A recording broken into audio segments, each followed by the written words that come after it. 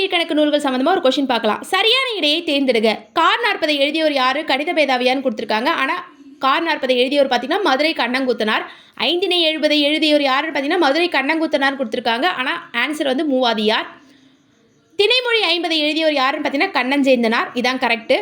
5 50 எழுதியவர் யாருன்னு பார்த்தீங்கன்னா மாறன் பொறையனார். ஆனால் இங்கே பொய்கையார்னு கொடுத்துருக்காங்க. பொய்கையார் வந்து பார்த்தீங்கன்னா களவழி 40 தான் வந்து எழுதியிருப்பார். கணித மேதாவியார் எதை எழுதியிருப்பாருன்னு பார்த்தீங்கன்னா ஏலாதியும் திணைமாலை 150 எழுதியிருப்பார். இந்த 40 என்று முடியக்கூடிய குறள் எல்லாமே நூல் எல்லாமே பார்த்தீங்கன்னா 41 பாடல்கள் இருக்கும், கடவுள் வாழ்த்து உட்பட. ஆனால் கார் 40 மட்டும்தான் பார்த்தீங்கன்னா 40 பாடல்கள் இருக்கும். இதை நோட் பண்ணிக்கோங்க. கார் 40 மட்டும்தான் பார்த்தீங்கன்னா 40 பாடல்கள் இருக்கும். 40 என முடியக்கூடிய நூல்களில் கார் 40 மட்டும்தான் பார்த்தீங்கன்னா 40 பாடல் இருக்கும்.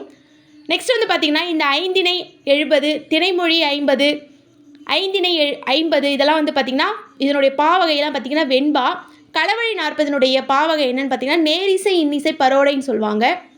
இந்த வீடியோ உங்களுக்கு யூஸ்ஃபுல்லாக இருக்கும்னு நினைக்கிறேன். நெக்ஸ்ட் வீடியோவில் பார்க்கலாம். தேங்க்யூ.